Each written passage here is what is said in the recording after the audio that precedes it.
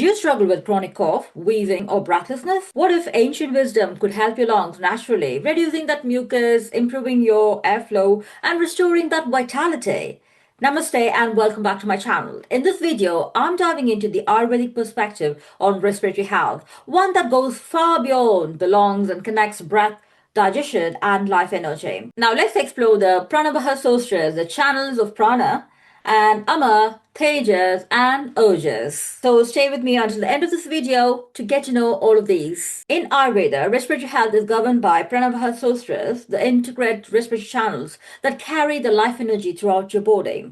And these channels begin right from the nose, travel through your entire respiratory tract, and becomes only functional when the air reaches your heart. And it's here the oxygenated blood spreads vitality to every cell. But Ayurveda doesn't look at lungs in isolation. It sees breath as a part of a much larger ecosystem. The Pranavaha Srotas closely works with the Annavaha Srotas, that is the digestive channels.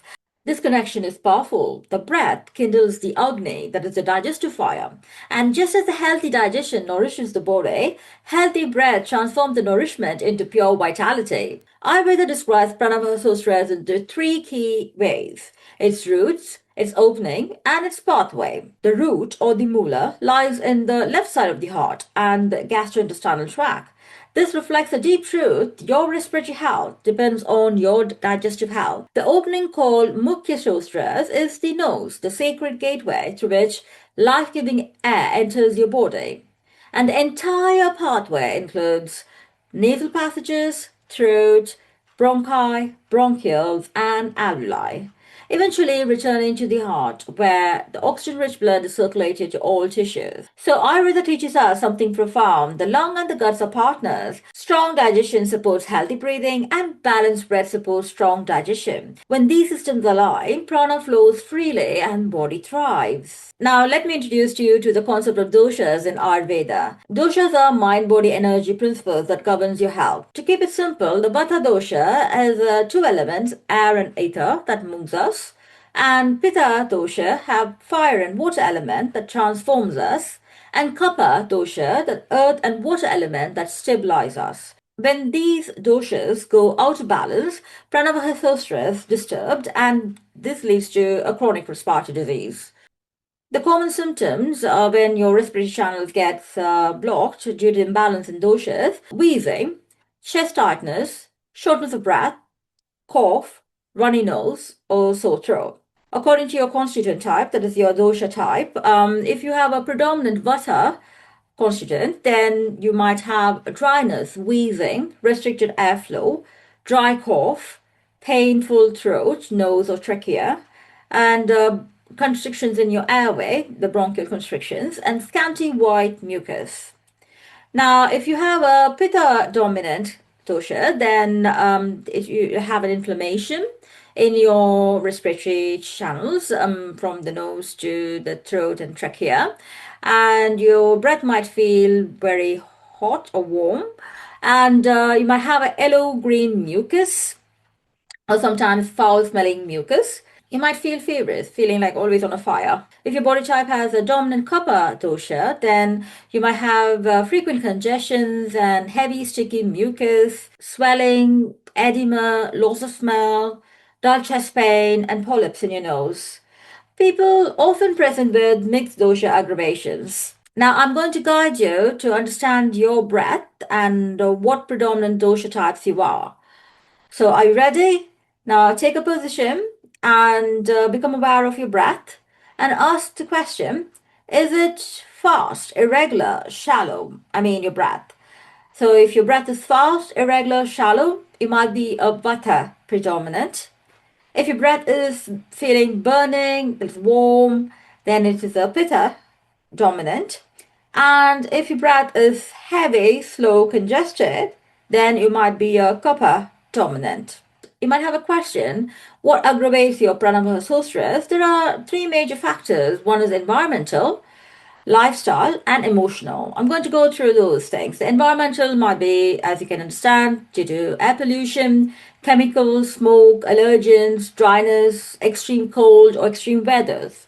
And the lifestyle, like cold foods, over exercising, fasting, exercising while hungry, or having a poor digestion and accumulation. And when coming to the emotional side of things, grief, sadness, anxiety, and stress can aggravate your Pranavaha Srotas. Now, this aggravation or the imbalance created in the doshas, which aggravates your Pranava Sostras, can lead to a number of respiratory diseases like rhinitis, sinusitis, cough, allergies, asthma, COPD type disorders. Although the symptoms appear in the chest, Ayurveda teaches that respiratory disease often begins in the gut. So the disturbed Agni, that is the digestive fire, leads to accumulation of toxins of the Ama, and that leads to the respiratory obstruction. Now, I'm going to talk to you about Ama, that hidden culprit. Ama is a sticky toxic residue that is formed due to weak digestion or regular diet or pollutants. It clogs the Pranavaha Srotas just like the mucus blocks your airways. And signs of Ama is excess mucus, chest heaviness, chronic cough, and wheezing. Comment below if you have ever had heaviness in your chest. Apart from doshas and amas, there is also three vital energies Ayurveda emphasizes. That's the prana, Tejas, and Ojas. Prana, as I've already introduced you to that concept, is the life force. It governs the breath and energy flow. The imbalance in prana leads to shortness of breath, fatigue, and reduced lung efficiency. To support your prana, you need to do some conscious breathing exercises, clear your ama with nausea, that is medicated oil in your nose, and herbs like Tulsi, Vasa, and Pippali. Now, Tejas. Tejas is a metabolic fire, that's a metabolic energy that maintains your digestion, immunity, and cellular health. In lungs, the Tejas help to maintain a subtle metabolic process, including your cellular respiration and immunity in your respiratory tract. A weak Tejas can cause weak immunity, chronic inflammation, and infections.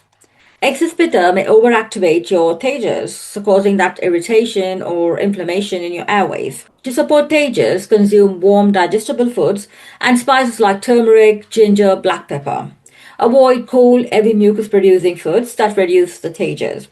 Light exercise and sun exposure to enhance your metabolic energy. Now coming to Ojas, that is the vitality and immunity, the ultimate essence of all bodily tissues, the Vasa Tatu. It provides stamina, immunity, and resilience. In the lungs, Ojas maintain lung strength, resilience, and recovery from chronic conditions. Low Ojas leads to frequent infections, prolonged cough, and fatigue, and poor recovery. How you can support Ojas? By consuming nutritious sattvic foods like ghee, milk, almonds, and dates. Adequate sleep and stress management like meditation, yoga practices that strengthen the immunity and calms the nervous system. Which of these energies do you feel needs the most attention in your life? Comment below. So the doshas get imbalanced according to the seasons. So coming into the winter, that increases the kapha doshas, increasing your mucus levels, more prone to allergies and sluggish digestion. Those with asthma, COPD, bronchitis must stay extra mindful during this winter time. Now let me take you to the Ayurvedic management for chronic respiratory disease. Number one is Nidan Parivarjana, that is avoiding the causes, reducing exposure to dust, smoke, pollen, pollution. Avoid overeating, cold foods, and daytime sleep. Manage stress. Avoid suppressing your natural urges. And number two is Dinacharya and Ritucharya, that is the daily and the seasonal routines to support your lung. In morning, the first thing one should consume is a warm water instead of a cold water. And gentle breathing practices, according to Ayurveda, more on the pranayama techniques, and regular meal times, and adjusting the diet with the season. And number three is Shodhana, the detoxification. Nausea, that is medicated nasal oil to clear sinuses and lungs. Virchana, that is a purgative to eliminate pitta and remove the toxins. It's one of the five panchakarmas. It's mainly cleansing your intestine, removing all the toxins out of your body. And number four is Samana, that is pacifying therapies with herbs. The key Ayurvedic herbs for respiratory conditions, number one is Tulsi, which has an anti-inflammatory effect to clear the mucus. Pippali to strengthen your lungs. Vasa for excellent for the asthma and bronchitis. Licorice that soothes the airways. In Ayurveda, it's known as Yashtimadhu. And number 5 is pranayama. Remember, your breath supports your strong digestion and vice versa. So, breathing practice that strengthens your lungs and your digestion, and which also gives you a full emotional support, keeping your emotions at balance, is diaphragmatic breathing and alternate nostril breathing, Nadi Shodhana, and gentle Kapalpati only for Kapha, not in acute episodes, more beneficial type of breathing practices. And these are only examples, and there are wider practices that can actually benefit you. And finally, number 6 is diet and lifestyle. So always eat warm, light, easily digestible meals. Avoid heavy, cold, oily, or dairy-rich foods. Use spices like ginger, turmeric, pepper, and fennel. And gentle yoga meditation practices to manage stress. Setting a time, going to bed at least before 10 p.m. and coming off your mobile phones or your electronic gadgets, whatever the visual gadgets you have, at least an hour before your bedtime will help you to get that quality sleep.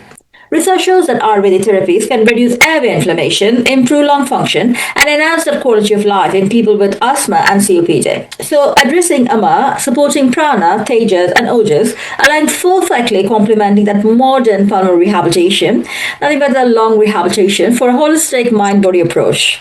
I tell you to repeat, I offer supportive pathways to balance doshas and enhance your lung health. So for more information, book my 15 minutes free consultation so we can get into the discussion right away.